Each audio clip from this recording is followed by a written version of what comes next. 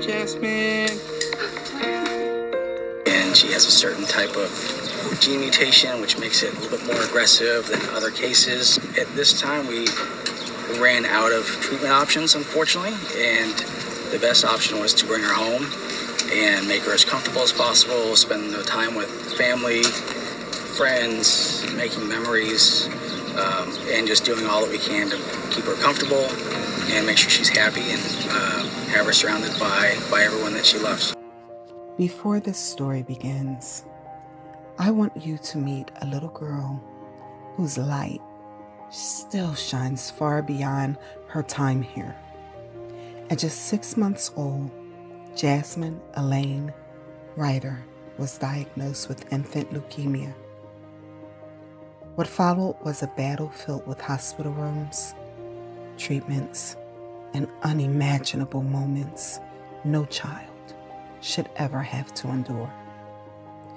But this is not just a story about loss. This is a story about love. Love that never stopped fighting.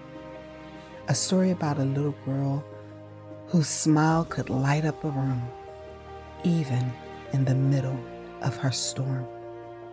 And after losing her daughter at just 16 months old, her mother chose to turn unimaginable pain into purpose by creating Jazmine's Journey, a nonprofit dedicated to supporting pediatric cancer families and reminding them they are never alone.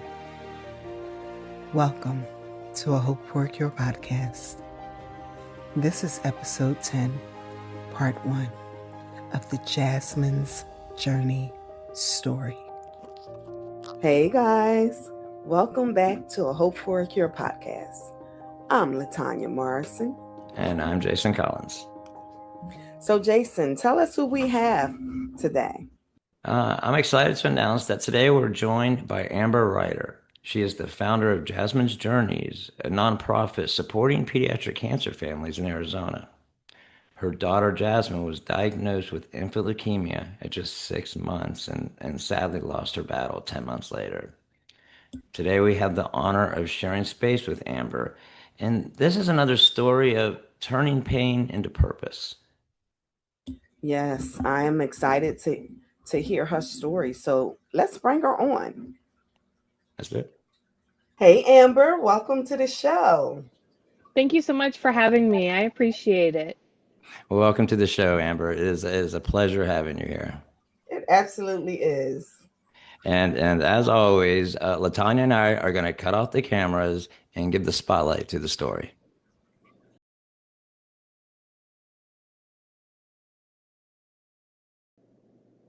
Thank you for being here, Amber. It really means a lot. As always, I like to start here. Can you tell us about Jazmine, who she was? Yes, of course. So Jazmine was my daughter. She was the smiliest baby, always happy. We brought her home, always laughing. She loves to give hugs. She would love to dance. She really loved to steal our phones, and she figured out how to get the camera open on our phones and take pictures. Well, on that, what are some of your favorite memories with her? Oh, there are so many. We would make TikToks together, where we're dancing. There was a couple of videos I recently posted, where as soon as I put the camera on her, she'd stop talking and then she'd laugh at me. Take us back to when things first started to change. Yeah, so she was 6 months old at the time, and we were always outside. My other kids did swim and dive, so we were at the public pool from like 7 in the morning until afternoon. So she started getting bloody noses, and I thought the bloody noses was from the Arizona summer heat. Since we were always outside, it's that dry heat. So when she first started having them, that's what I thought they were from. But then she had a second one and a third one. And then there was one day I had stayed in the car with the air running while the kids were in practice because since I thought it was heat, so we were sitting in the car with the air. And then I had noticed she had little petechiae bruising all over her legs. Hmm. And that's also a sign of blood clotting disorder. So I thought maybe she had a blood clotting disorder. We'd take her, she'd get medicine, she'd be fine. So I had pulled the kids out of practice, took her to the ER. They didn't even check her in. They rushed her immediately to the back before getting any information, drew her blood. Um, that's how bad she looked to them. Wow, wow.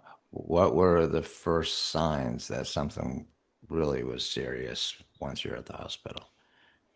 When they were taking a while to come back to me, they took a lot of blood from her, and then it took probably about 2.5 hours. It took them a long time, and when I would ask the nurse what was going on, she's like, "Well, we're waiting for the doctor. The doctor needs to come down and talk to you. We can't give you any information." So then that kind of threw a red flag as something's wrong, and they're not telling me, and had to wait until the doctor came down to talk to me. Right. And how long did you wait for? And what happens once he came down? When he came down, he was giving us a bunch of medical terminology, and I was just looking at him like, I have no idea what you're telling me. All I know is a bunch of medical terms, because he was talking about her ANC was this number, her white blood count cell was this number, her red blood count cell, and he's like, well, when you put that all together, it is a sign of leukemia. Oh, wow. Yeah, so when he told me that, it was like the whole world just stopped. And I just remember sitting there holding her, crying and screaming when they gave me her diagnosis. And I had the other kids with me. So my oldest daughter was there. She didn't understand what was going on, but she knew something was wrong because I was sitting there and crying and screaming. So she came up to me and was trying to give me a hug because at the time my husband was at work. And it was just me with the kids at the ER at the time. What was it like hearing that diagnosis at just 6 months old? It was such a blur. I couldn't believe what I was hearing. It was as if it had to be a nightmare. There was no way what they were telling me was true. Like how could that happen to my child? There's no way. I just remember sitting there crying for a long time and then calling and trying to get a hold of my husband to get him to come down because I didn't know what was going to happen. What did day-to-day life look like during her treatment? Oh, it was a lot of beeps, the noise, the machine, the chemo, what the chemo ran through, listening to those beeps. And we were stuck in a little room. It basically became our home. She was there the majority of the 10 months that she was fighting for her life. She only got to come home a couple times, and it was only a few days at a time, and then had to go back while waiting for her count recovery. Um, so we tried to make it as if we were at home in there. So she had her own bedding. They required us to change the linen every day. So instead of getting all these sheets, I ended up getting fabric from the fabric store because it was a lot cheaper. And we used that, changed her linen as if it was her own sheet. So she didn't have to use the scratchy hospital sheets. And then we had the rolly drawers that had her clothes in it and a basket with her own toys. We tried to make it as home to her because that was her home. That's all she knew. How did being in and out of the hospital impact your family? It took a lot. It I know it impacted the most out of the two or the three older kids, um, the most because they understood more of what was going on. And our 2-year-old at the time, that ended up becoming her home as well. She was there most of the time with us as well. You mentioned there she came briefly during those times.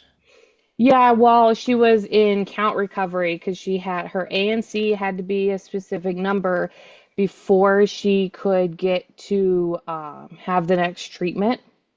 So instead of sitting and waiting in the hospital, we came home. But it was very rarely that we came home, maybe three, maybe four times. And we weren't home for very long, well, maybe a couple of days, and that was it. What did those moments mean to you? Yeah, a lot because she was able to play with all of her siblings because in the hospital, towards the end, it hit the flu season hit, and so all of her siblings under the age of, I believe it was 16, wasn't, or 13, wasn't allowed to come and visit. So the only time she was able to see her siblings was through FaceTime when she was in the hospital. So when she came home, she was able to play with all of her siblings and be in her own bed, not a hospital bed.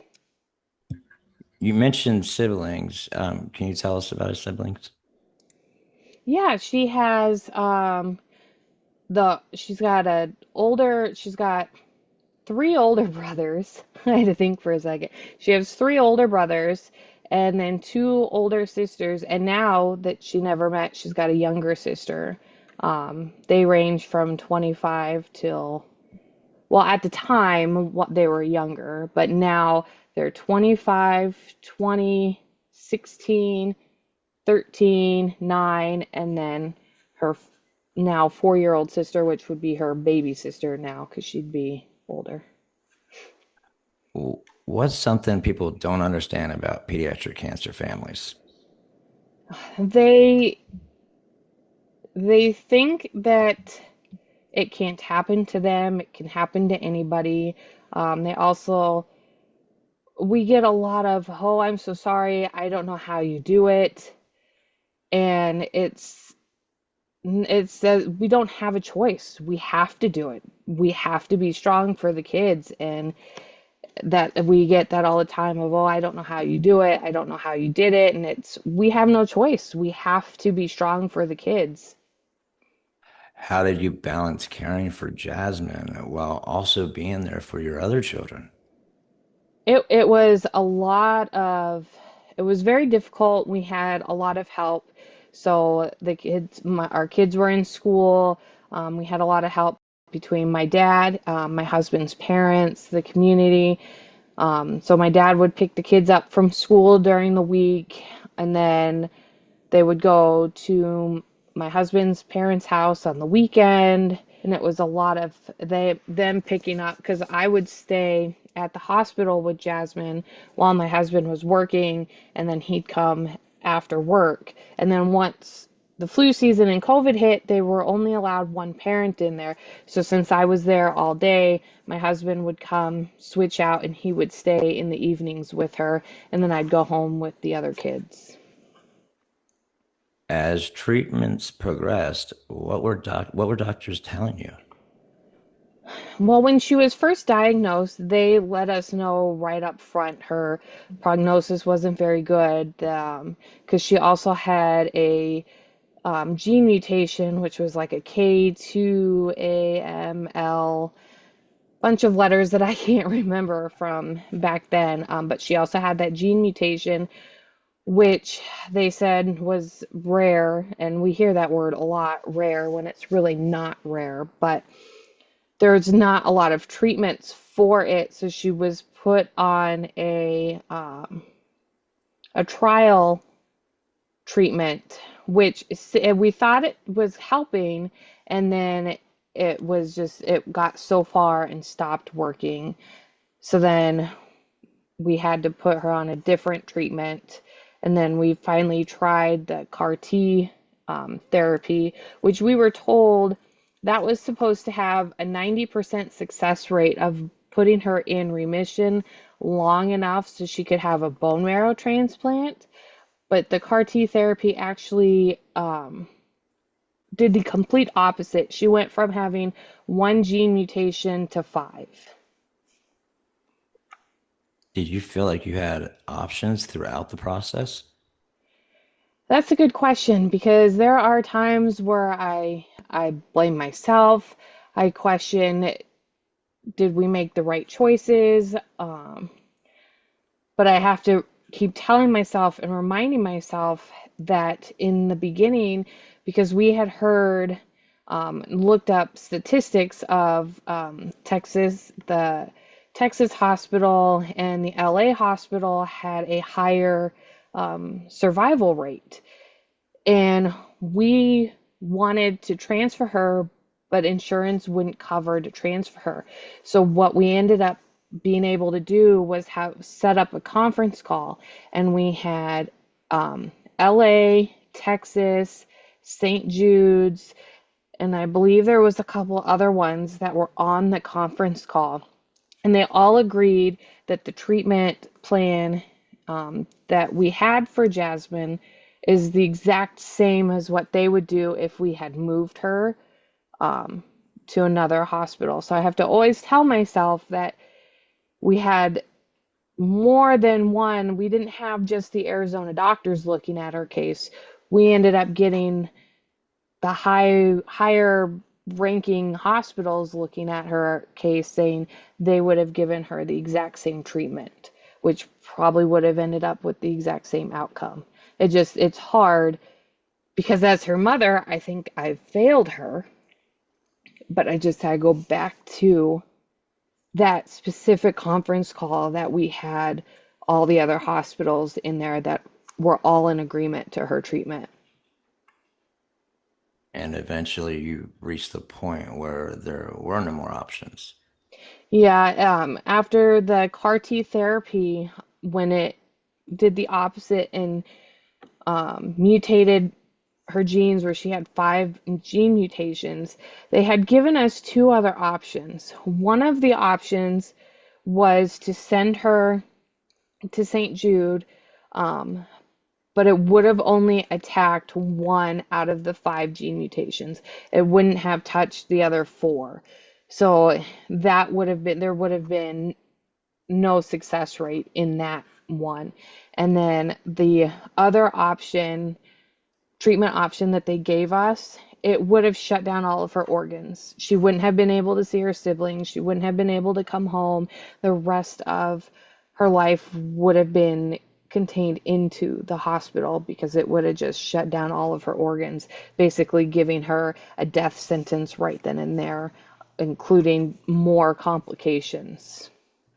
So that was when we decided there was no other option. We'll bring her home. Then at least at home, she was able to play with her siblings. Everybody was to spend time with her, give them time to say their goodbyes to her.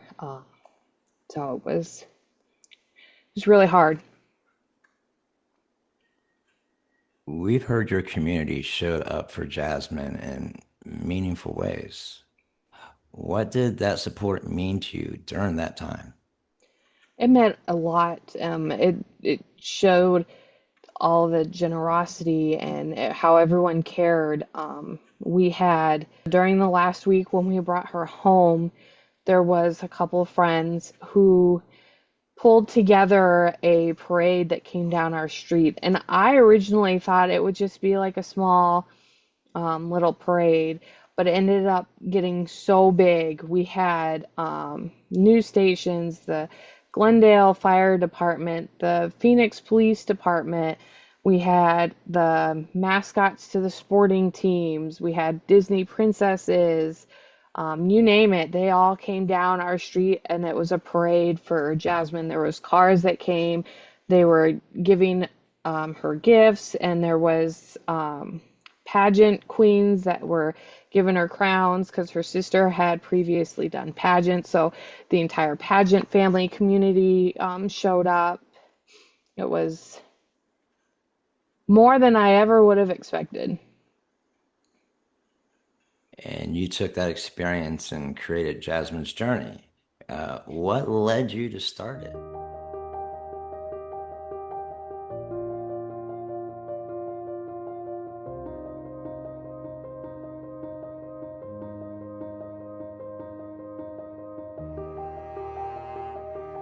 What led you to start it? Well, it took a while because after she passed, I fell into depression, and then I got pregnant with our now 4-year-old. Um, but I always knew I wanted to do something in her honor, something to honor her, to help other families. I just didn't know exactly what at the time. And then after I realized I was tired of being in the depression and where I was at, I started hiking with a friend of mine. I was able to clear my head. It was quiet. And that was when I decided, hey, I want to start a nonprofit to honor Jazmine and to help other families who are going through exactly what I went through. What does your foundation provide to families today? So we do different things. We help financially with bill payment assistance, gas, groceries. We also help raise funds for Steele Children's Research for pediatric cancer research in Jazmine's honor. And then we also host different events. So, like this past Christmas, we did a Polar Express movie night for the cancer families to come. We have different fundraising events. So, our popular one is our bingo. So, as it's a fundraiser, it's still also a fun outing for the pediatric cancer families. And we have those events where the cancer families can come and play for free. And then we also just launched a couple weeks ago Jazmine's Birthday Club. And that is for anyone, any pediatric cancer kid who's in remission or currently in treatment that resides in Arizona. They fill out the form, and then on the month of their birthday, we send them a small birthday present all the way up until the age of 21. Wow. Are you a national or a local organization? Right now, we're just local. My goal is to branch out, but our third year will be October of this year, and that's when we can start applying for grants, which will hopefully open more doors where in the future branch out nationally. That's my goal. Why are things like gas, groceries, and bill assistance so important during treatment? It's so important because families are so they can focus on their child's treatment and not have to worry. We've had a couple families where they are drowning in medical bills and they have to decide, do I pay my child's medical bill or do I put food on the table? Um, so we've had a couple where they were behind in their electric bill. We were able to catch them up, or their cell phone bill was about to be shut off because they couldn't make the bill. So we were able to keep their cell phone bill on. That's great. And for gas, it's some of these kids, like Jazmine stayed in the hospital majority of the time, but that's because of her age. A lot of the kids, they go into the clinic for treatment and then they leave. But like they said, there's the gas to get to and from. There's sometimes where they're going 4 and 5 times a week, sometimes even more. And depending on where they live, some people drive 2.5 hours to get to where their treatment is. How do you feel about the current state of the pediatric cancer research and funding? It's it makes me upset. I think it deserves more than 4%. The government only gives less than 4% to pediatric cancer research. And then when it you have to have money to start research. So it makes it even more difficult. And um, when they go to apply for the grants, it's not just pediatric cancer that's trying to fight for the grant. It's all these other cancers as well, breast cancer, um, all brain cancer, they're all different and they all meet in one room and they're all like fighting over funds for one specific grant. What frustrations did you experience when it came to treatment options? There's not enough, and these treatment options are over 30 years old. They're made for adults, not for kids. So the kids are getting the exact same treatment adults are getting, just a lesser dose of them. And actually, while Jasmine was in treatment, there was a specific chemo that she needed. And the drug company decided they weren't going to make it anymore because it didn't bring enough revenue. They didn't make enough money off of that specific chemo. So they had stopped making it. And there was a huge outcry, families everywhere, even the other um, companies that were making the chemo stepped up and was trying to produce more, but they couldn't make it fast enough, where then finally the company ended up going back to making it again. And that was scary because we were always in question when the time came in her treatment plan. Was she able to get that dose? What's going to happen if it's not available? It became very scary and life and death, wondering if she was going to get that treatment or not. Can you share a story of a family you've helped that has stayed with you? There's actually quite a few of them. There's one family, their vehicle kept breaking down.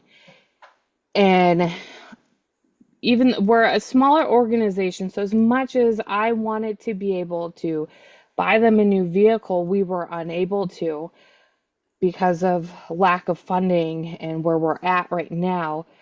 But we were able to reach out through our connections and get into contact with a dealership that agreed to, they didn't charge for labor, and only charge for the parts. And it went from a $3,000 bill down to only $500. And Wow. so we ended up paying a couple of their bills and giving them gas and groceries. So then they were able to get the vehicle fixed, to get to and from their treatment. What keeps you going through this work?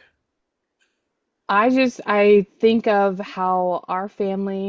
what our family went through, and I want to be there for other families as well. I pour all my grief into Jasmine's journey, um, keeping her story alive and just helping other families like ours. And on that note, I would love to bring Latanya in here.